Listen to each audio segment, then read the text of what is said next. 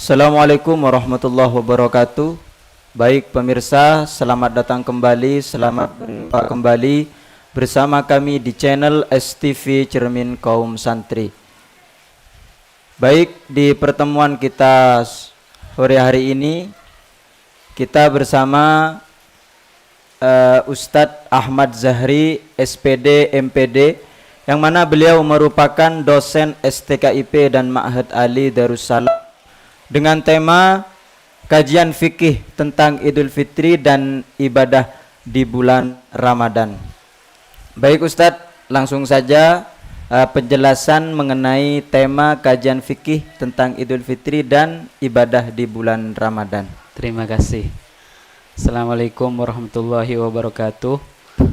Alhamdulillahirabbil alamin wassalatu wassalamu ala asyrafil anbiya wal mursalin Sayyidina Muhammadin Nabil Qasimil Amin wa ala alihi wa sahbihi ajma'in. Subhanaka la ilma lana illa ma 'allamtana innaka antal alimul hakim. Langsung saja, tema pada kali ini ialah Idul Fitri, yang mana Idul Fitri ini berhubungan dengan hari raya yang ada di agama Islam. Untuk Idul Fitri ini memang hukum dari sholat Idul Fitri, saya bawa kitab Ustadz, maaf ini ya, agar tambah yakin pemirsa bahwa ini memang dari referensi yang bisa dipertanggungjawabkan. Untuk sholat Idul Fitri ini adalah hukumnya sunnah muakkadah, artinya sangat dianjurkan meskipun tidak wajib. Memang ada ulama yang menyatakan sholat Idul Fitri ini wajib, yaitu Imam Abu Hanifah. Menurut Imam Abu Hanifah, gurunya Imam Malik ini menyatakan bahwa sholat Idul Fitri ini wajib. Jadi kita kalau tidak sholat Idul Fitri haram atau berdosa. Bedanya dengan Imam Syafi'i yang menyatakan bahwa seperti kutipan di kitab ini yang saya bawa ini, yaitu kitab Fathul Qorib, yang menyatakan ini sunnah muakkadah. Jadi tidak dosa artinya ketika orang tersebut tidak melakukan sholat Idul Fitri. Namun karena memang ini ada khilaf, berarti ulama mempunyai kaidah di situ di dalam qawaidul fikih, al-khuruj minal khilaf mustahab. Artinya keluar dari kekhilafan antar madhab ini adalah disunnahkan. Jadi intinya ketika kita melakukan sholat Idul Fitri, berarti kita ada dua konsep, yaitu wajib dari madhab Hanafi dan sunnah muakkadah dari madhab Syafi'i. Dan keluar dari kekhilafan ini, yakni kita melakukannya khuruj minal khilaf, yakni kita melakukan sholat Idul Fitri, itu menjadi semacam dua keutamaan, semisal seperti itu, bisa itu artinya pahalanya itu ada dari zatnya sholat Idul Fitri, yaitu sunnah muakkadah, dan yang kedua adalah al-khuruj minal khilaf mustahab, itu seperti itu. Baik. Ini Ustadz, ada pertanyaan. Ya. Apa asal kata id dalam kitab fikih? Oh ya, di sini mungkin di beberapa kitab juga dijelaskan bahwa id itu berasal dari kata kembali. Oh, id kembali. Iya, kembali. Ya.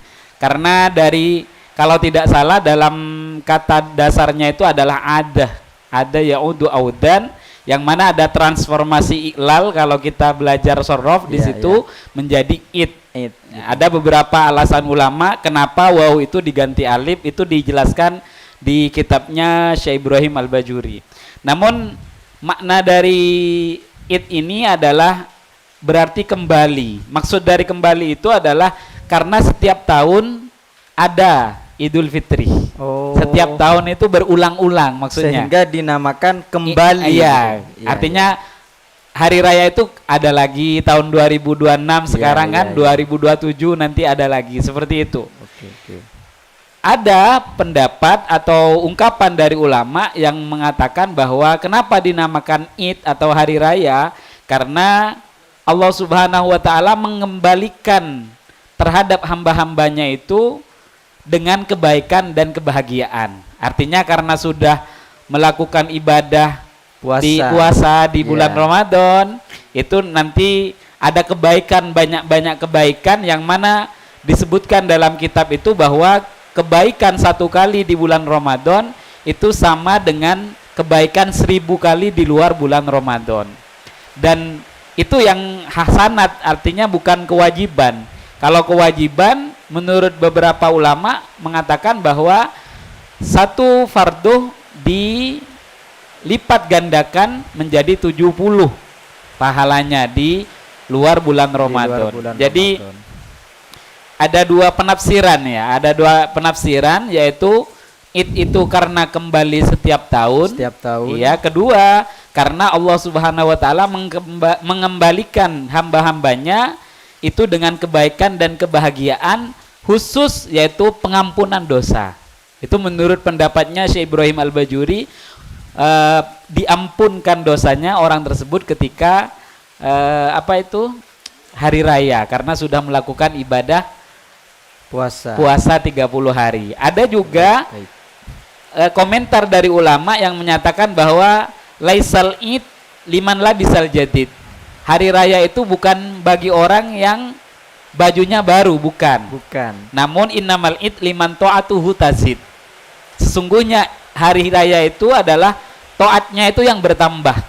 Jadi kalau misal kita hari raya bajunya tidak baik atau tidak baru, namun taatnya bertambah, itu yang sebenarnya sudah mendapatkan hari raya. Namun kalau taatnya itu tidak bertambah, naudzubillah, malah melakukan maksiat, meskipun bajunya baru, sarungnya baru, kopiahnya baru, itu tidak mendapatkan hakikatnya hari raya itu sendiri. Baik Ustadz. Nah, ini kan mengenai bertambah tadi, itu bertambahnya maksud taat di sini apa di dalam bulan puasanya atau tepat pada hari rayanya gitu? Ini hari raya ini menurut sebagian ulama adalah istilahnya itu kegembiraan kita atau kesenangan kita karena di tanggal 1 bulan Ramadan sampai tanggal 30 atau 29 itu kita sudah bermacam-macam taat dan pahalanya dilipat gandakan seperti itu. Baik Ustadz. Ini juga ada pertanyaan lagi Ustadz ya. Iya. Apa sebenarnya esensi hari raya Idul Fitri? Seperti itu. Nah, ini agak berkaitan dengan yang barusan. Jadi esensi dari hari raya itu adalah ketika kita bulan puasanya penuh dengan kebaikan, penuh dengan ibadah, penuh dengan menolong orang lain dan lain, sedekah dan lain sebagainya, menunaikan zakat. Mungkin ada nanti pertanyaan zakat, nanti bisa kita bahas karena itu termasuk dari ibadah di bulan Ramadan. Karena ibadah wajib di bulan Ramadan itu selain puasa adalah melakukan zakat fitrah itu sendiri. Baik. Ini juga ada pertanyaan Ustadz ya. Jadi mengenai Idul Fitri kita tadi sudah membahas mengenai Idul Fitri itu apa. Ini mengenai zakat fitrah itu apa esensi zakat menurut kitab fikih gitu. Nah ya begini, zakat fitrah itu memang ada dua lafadz ya. Ada dua lafadz, yaitu zakat dan fitrah. Ya kan? Yang pertama kita bahas dari zakatnya dulu. Zakat ini menurut ulama, dan saya temukan di beberapa kitab, diantaranya Fathul Mu'in, juga Fathul Qorib dan I'anatul Thalibin, yang menyatakan bahwa lugotan atau secara bahasa zakat ini bertambah, an-nama, artinya bertambah, tambah besar, maksudnya tambah besar.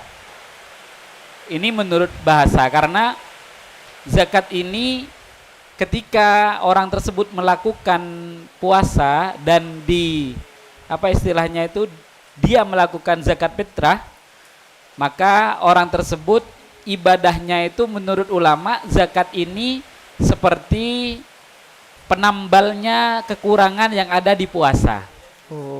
Seperti itu. Baik. Ulama di kitab, kalau tidak salah di kitab Bajuri juga disebutkan orang yang melakukan puasa kadang ada bolong-bolongnya, ada kurang ininya ibadahnya itu. Nanti yang menjadi penambal adalah zakat itu sendiri. Zakat fitrahnya. Iya, menurut ulama sama seperti sujud sahwi, yang mana sujud sahwi itu kan ketika kita lakukan karena meninggalkan sunnah abad, yaitu sebagai penambal dari puasa itu sendiri. Seperti itu untuk zakat. Dan untuk fitrah ini memang zakat itu ada dua arti, Ustadz. Ada yang menyatakan zakat itu dari tazkiyah. Tazkiyah itu pembersihan. Jadi ketika kita puasa dan melakukan zakat itu seakan-akan kita membersihkan diri, seperti itu. Membersihkan diri sehingga puasa yang kita lakukan itu otomatis menjadi sangat bersih karena pembersihnya itu adalah zakat. Bisa ada dua makna dari zakat itu sendiri. Zakat. Kalau dalam fitrah itu yang masyhur dari ulama, Ustadz, bermakna apa ya istilahnya itu? Kalau artinya itu apa istilahnya? Hilkoh, artinya kalau bahasa kita, bahasa Madura itu ketetian. Artinya memang fitrahnya kita, badan kita ini harus dibersihkan, dan cara pembersihannya itu dengan fitrah itu sendiri. Makanya zakat itu karena banyak, Ustadz, karena ada zakat mal, ada zakat tijaroh, ada zakat zakat mal, zakat tijaroh, ada zakat hewan, ada zakat buah dan lain sebagainya. Dan zakat fitrah ini adalah salah satunya, seperti itu. Baik. Gini Ustadz, zakat fitrah itu kan kalau ambil daripada kata zakat itu kan apa tadi tuh? Nambel lagi. Iya, penambal. Penambal dosa kita di kekurangan yang di puasa, di bulan puasa. Itu. Terus bagaimana Ustadz kalau seumpamanya kita ini tidak puasa? Anggap satu hari tidak puasa karena kelalaian. Sehingga kita melakukan zakat fitrah. Apakah zakat fitrah ini mampu menutup puasa itu? Seperti itu. Terima kasih, itu cukup bagus pertanyaannya. Jadi kalau kita puasa ini memang ada dua konsep. Ada kalanya puasa itu ada udzur, dua tanpa udzur. Kalau ada udzur, semisal sakit atau melakukan perjalanan, itu tetap harus diganti puasanya, dan itu tidak dosa. Itu yang pertama. Jadi kalau dengan udzur, ya. Kalau bighairi udrin itu contoh, kita biasa aja, nggak ada hal-hal yang mengharuskan kita apa istilahnya berbuka, tidak. Tapi kita hanya apa istilahnya kaslan, misalnya sengkah, malas. Nah itu kita lalu tidak puasa, maka itu tidak bisa ditambal dengan zakat fitrah. Karena apa istilahnya itu? Lobangnya cukup besar, Ustaz. Cukup besar. Iya, lobangnya cukup besar dan dosanya itu besar kalau tanpa udzur. Maka zakat fitrah tidak bisa. Orang tersebut kalau meninggalkan zakat tanpa udzur wajib diganti puasanya dan zakat. Tapi zakatnya wajib, seperti itu. Mungkin ada pertanyaan lain. Jadi zakat fitrah ini yang maksud jadi penambal ini, penambal di mana Ustaz? Kita biasanya bulan puasa itu memang dianjurkan oleh para ulama untuk meningkatkan ibadah. Meningkatkan ibadah. Contoh, ba'diyah, qobliyah kita jarang melakukan di luar Ramadan, kita usahakan di Ramadan itu bisa. Kan tadarus, nah itu kita tidak lakukan di bulan Ramadan, dan dilakukan di bulan Ramadan. Lah itu mungkin nanti zakat menjadi penambal, itu penyempurnanya itu, seperti itu. Oh, baik Ustaz. Ini juga ada pertanyaan, kapan tahun diwajibkannya zakat? Oh iya. Kalau yang saya baca itu di kitab Nurul Yakin yang diikhtisor atau diringkas oleh Syekh Abdul Jabbar menjadi Khulasah Nurul Yakin yang menjadi pegangan di madrasah-madrasah di Indonesia itu yang terkenal Khulasoh Nurul Yakin, yang mana kitab asalnya itu adalah Nurul Yakin. Yang saya baca, zakat ini diwajibkan tahun 2 Hijriyah. Tahun 2 Hijriyah itu diwajibkan zakat. Kalau tidak salah sama dengan puasa, Ustaz. Puasa Rasulullah hijrah dapat 2 tahun di Madinah, puasa diwajibkan, lalu zakat fitrah diwajibkan. Berarti tahun 2 Hijriyah. Bersamaan dengan puasa gitu. Iya, bersamaan di dalam 1 tahun itu bersamaan dengan zakat, apa istilahnya? Puasa dan zakat itu, Ustaz. Seperti itu. Mungkin ada penjelasan lagi Ustadz mengenai orang-orang yang bisa mendapatkan zakat itu sendiri. Oh iya, untuk yang mendapatkan zakat ini memang nas Al-Quran, artinya di Al-Quran sudah disebutkan ada 8 bagian. Di antaranya fakir, miskin, mu'allafati qulubuhum, riqab, dan Ibnu Sabil. Banyak 8 intinya. Itu bagian yang nas dalam Al-Quran. Namun yang mungkin perlu saya bahas, Ustadz, bahwa ada beda pendapat dalam 4 madhab ini. Ada yang menyatakan kalau zakat fitrah ini, kalau tidak salah di Imam Malik, khusus pada fakir dan miskin. Kalau menurut Imam Malik, ya. Zakat fitrah ini khusus fakir dan miskin. Iya. Kalau zakat yang lain seperti zakat tijarah tadi, zakat hewan, itu kan ke ghorimin, ke Ibnu Sabil bisa. Tapi menurut Imam Malik untuk zakat fitri ini diwajibkan ke fakir dan miskin saja, Ustaz. Namun untuk mazhab Syafi'i di dalam kitab Fathul Qorib ini dijelaskan yang penting tiga orang maksudnya. Imam Syafi'i menganjurkan pembagiannya ke 3 orang, Ustaz. Ke 3 orang. Contoh anggap zakat itu pakai beras 3 kilo kan? Iya. Nah, 3 kilo, 1 kilo untuk fakir, 1 kilo untuk miskin, 1 kilo untuk budak atau misalnya 1 kilo untuk amil zakat. Seperti itu. Namun yang terjadi di masyarakat kan langsung 1 orang. Iya. Nah, itu memang ada yang memperbolehkan seperti itu. Baik Ustadz. Jadi kita ini mengenai zakat ini mungkin sudah sedikit banyak pembahasannya. Kita alihkan kembali mengenai tentang Idul Fitri. Jadi di bulan di hari raya itu kan banyak Ustadz ya kejadian-kejadian, contohnya saking bahagianya orang itu biasanya membeli petasan itu. Terus bagaimana hukumnya Ustadz mengenai hukum petasan di hari raya seperti itu? Ya memang sering terjadi. Memang sebenarnya kalau petasan ini dengan hari raya memang hanya budaya. Artinya bukan memang ada anjuran, tidak. Dan untuk hukum petasan itu sendiri yang saya baca di beberapa kitab itu memang ketika mengganggu itu malah tidak boleh, Ustaz.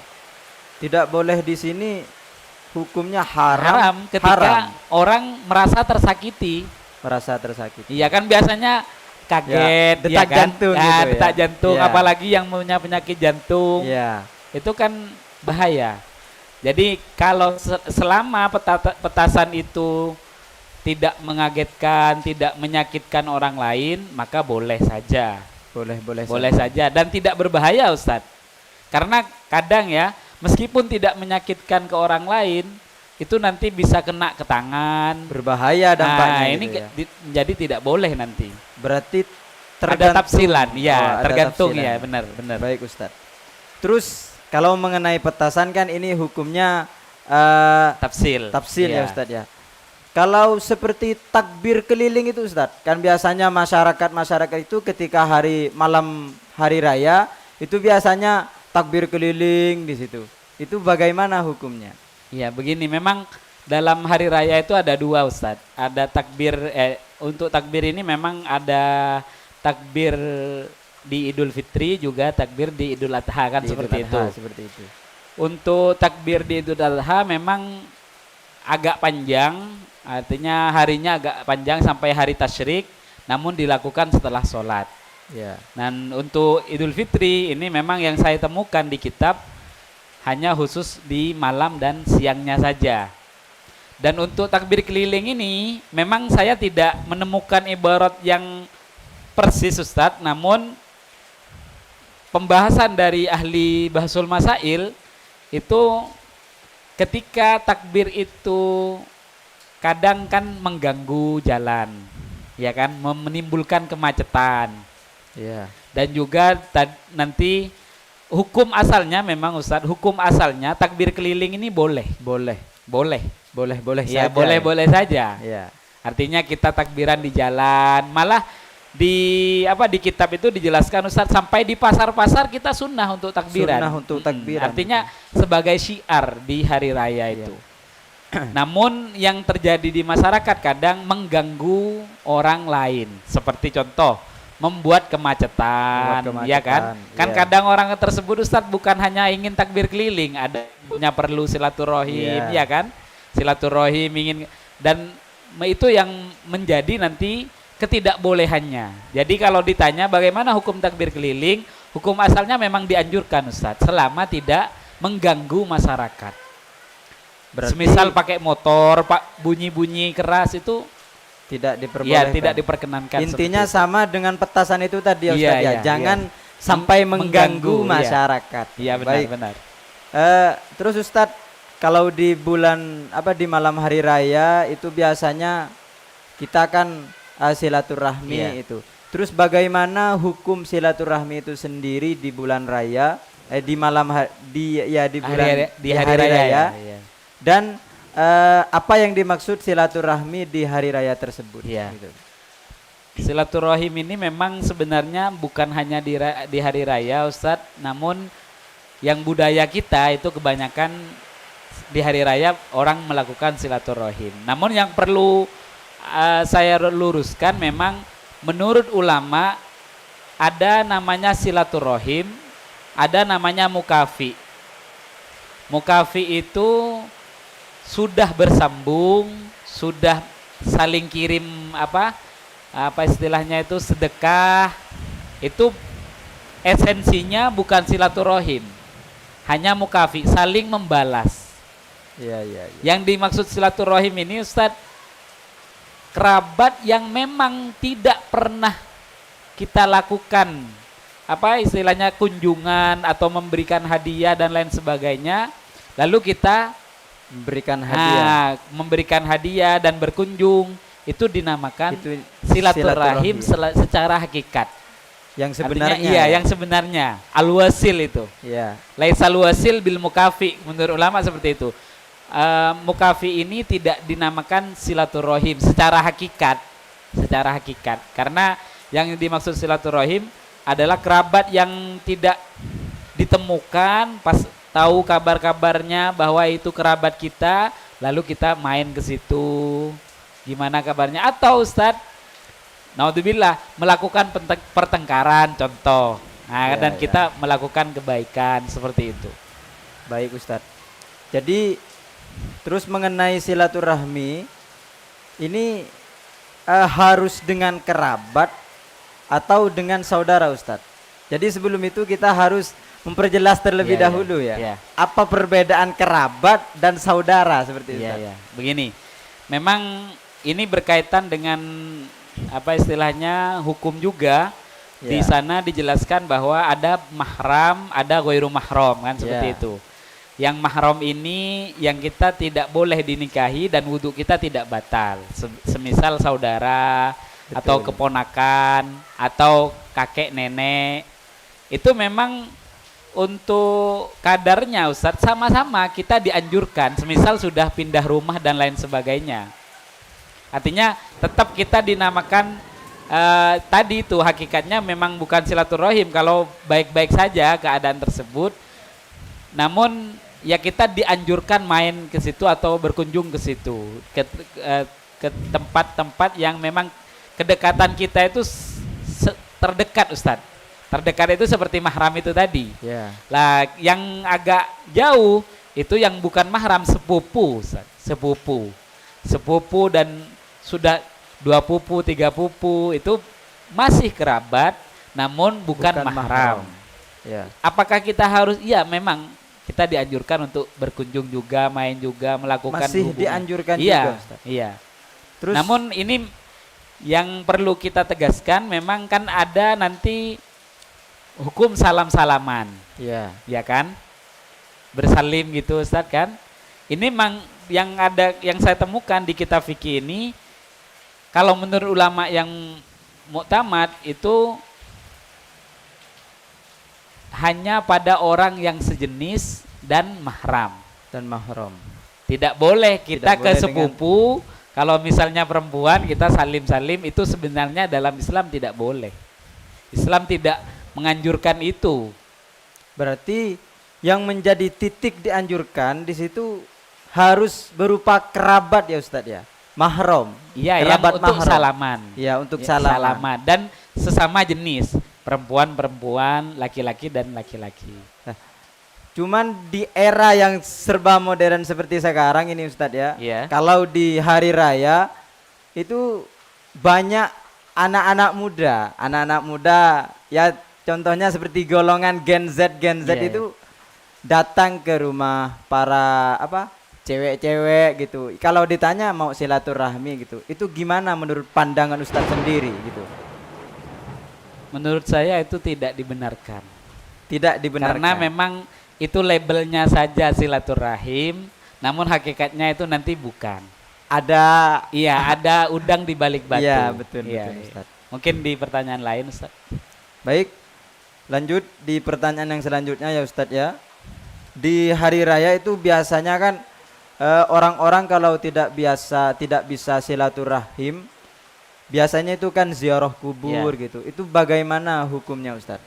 Apakah dianjurkan atau ada hukum-hukum yang lain? Ya, memang untuk ziarah kubur ini umum, Ustadz ya. Artinya bukan hanya di hari raya, namun memang semisal kita hidup dan lama tidak berjumpa, otomatis kita akan merasa kangen kan, seperti itu. Ya. Memang alam barzah itu beda dengan kita sudah. Namun menurut keterangan-keterangan yang saya pernah kaji, di alam barzah juga bisa melihat orang yang di dunia ini. Jadi ketika kita silaturahim ke kerabat yang masih hidup, siokianya kita silaturahim juga, artinya berkunjung juga ke orang-orang yang sudah meninggal. Memang hukumnya sunnah, Ustadz, apalagi ke orang tua. Artinya bukan hanya dikhususkan pada hari raya, selain hari raya pun Tetap ziarah tetap dianjurkan disunahkan. seperti itu. Baik Ustadz, mungkin Ustadz bisa memberikan penjelasan mengenai keistimewaan yang ada di malam bulan hari raya gitu. Oh iya, insya Allah. Memang di antara hadis yang saya temukan itu, Ustadz, ada hadis dari Rasulullah yang menyatakan bahwa tidak tertolak doa-doa di beberapa malam, di antaranya malam hari raya. Itu keistimewaan malam hari raya. Hari raya Idul Fitri atau hari raya Idul Adha. Jadi kita di malam hari raya itu kalau bisa usaha memperbanyak doa-doa kita kepada Allah, karena la turaddu da'watun, bahasa al-hadis au kama qol. Doa tidak ditolak, artinya diterima oleh Allah Subhanahu wa taala dan insya Allah akan dikabulkan. Juga keistimewaan bulan ini Idul Fitri ya Ustadz ya. Ya. Ada yang berkaitan dengan itu. Kalau Idul Fitri ini Ustadz, paginya disunnahkan untuk makan. Artinya kan memang sudah tidak berpuasa. Namun kita dianjurkan mendapatkan pahala ketika kita makan sebelum kita berangkat ke sholat Idul Fitri. Berbeda halnya dengan Idul Adha, Ustaz. Kalau Idul Adha kita disunnahkan tidak makan dulu kecuali setelah sholat. Oh, jadi kebalikannya Kebalikannya ya Ustadz ya. ya. Kalau Idul Fitri Disunnahkan makan sebelum melaksanakan sholat. sholat. Kalau Idul Adha tidak disunahkan makan kecuali setelah melakukan sholat. Melakukan Itu sholat. di antara keistimewaan juga di hari raya. Baik Ustadz, mungkin ada keistimewaan lagi di selain doa kita diijabah oleh Allah di malam hari raya itu? Yang saya temukan ini termasuk sunnah Rasulullah, Ustadz. Ketika kita berangkat ke tempat sholat, ke musola atau ke masjid, kita kalau bisa memakai jalan yang lain. Artinya contoh, kalau berangkatnya itu dari jalan utara, kita pulangnya dari jalan selatan. Itu termasuk kalau tidak salah yang saya temukan sunnahnya Rasulullah SAW. Juga kita di kitab Bajuri ini juga disebutkan dianjurkan untuk bersalam-salaman setelah melakukan sholat Idul Fitri. Yang seperti kita tahu, yang dan budaya-budaya Indonesia kan seperti itu. Yang penting tadi itu sesama jenis atau dengan mahram. Baik Ustadz, mungkin Ustadz bisa simpulkan mengenai tentang kajian Idul Fitri dan ibadah di bulan Ramadan ini. Iya, untuk kan banyak Ustadz ya. Iya. Iya, intinya yang inti aja Ustadz. Iya, yang inti. Yang untuk zakat ini memang kita membahas tadi tentang kewajiban ke hukumnya dan juga kata zakat ini dan fitrah ini kita juga bahas, dan juga ini mungkin yang perlu kita bahas Ustadz, zakat ke tempat-tempat seperti masjid dan madrasah. Ya Ustadz. Ya, saya baru ingat soalnya. Ini penting untuk, sebenarnya menurut kaul muktamad ini tidak diperbolehkan. Menurut kaul muktamad. Iya. Karena masjid atau pondok itu bukan termasuk dari golongan yang 8 kita bahas tadi. Namun ada pendapat dari Imam Qofal yang menyatakan itu boleh. Boleh. Iya. Ada juga Ustadz yang perlu kita bahas, yaitu hukum memindahkan zakat. Semisal Anda sekarang di sini tapi zakatnya di Surabaya. Di Surabaya. Orangnya ada di Madura tapi zakatnya di Surabaya. Di Surabaya. Ini juga yang saya temukan Ustadz, menurut Qaul Adhar di beberapa kitab seperti Qaul Yubi kalau tidak salah dan Fathul Mu'in, ini menyatakan tidak boleh. Kita memindah zakat itu tidak boleh. Karena zakat ini asalnya diperuntukkan bagi orang fakir miskin yang ada di tempat orang tersebut berada. Agar apa istilahnya itu, hari rayanya itu mempunyai sesuatu yang kita makan bersama nanti. Semisal kita zakat beras, atau kalau uang misal mengambil pendapat yang memperbolehkan, itu menjadi apa istilahnya bekal untuk orang yang miskin dan fakir. Namun ada pendapat memang ini boleh, tapi menurut kaul dhaif. Boleh kita lemah ya Ustaz. Iya, lemah. Zakatnya di Surabaya, orangnya berada di Madura. Mungkin itu yang belum kita bahas. Dan untuk Idul Fitri insyaallah banyak yang kita bahas. Ya mungkin itu yang bisa saya simpulkan dan juga saya tambahkan di pembahasan kali ini. Mungkin Ustadz bisa memberikan satu pesan saja buat teman-teman pemirsa yang selalu hadir di STV Cermin Kaum Santri. Untuk para pemirsa, terima kasih, dan pada seluruh kru dan panitia, terima kasih sudah hadir dari mulai tahun kemarin ya Ustadz ya sampai tahun ini. Semoga apa yang kita lakukan, ibadah-ibadah yang kita kerjakan di bulan puasa oleh Allah Subhanahu wa taala diterima. Amin. Dan kita mendapatkan bulan puasa yang akan datang dengan keadaan sehat walafiat. Semoga dipanjangkan umurnya para pemirsa, dan semoga rezekinya dilancarkan oleh Allah Subhanahu wa taala, dan semua hajat-hajatnya dikabulkan oleh Allah Subhanahu wa taala. Mungkin itu Ustaz. Baik pemirsa, mungkin sampai di sini saja pembahasan kajian fikih tentang Idul Fitri dan ibadah di bulan Ramadan. Semoga apa yang beliau sampaikan tadi bisa menambah wawasan atau keimanan kita dalam ibadah kepada Allah Subhanahu wa taala. Saya selaku host di pertemuan sore hari ini mengucapkan mohon maaf bila ada kata-kata yang kurang pas, yang kurang berkenan di hati pemirsa semua. Akhiron, assalamualaikum warahmatullahi wabarakatuh. Waalaikumsalam. Aduh.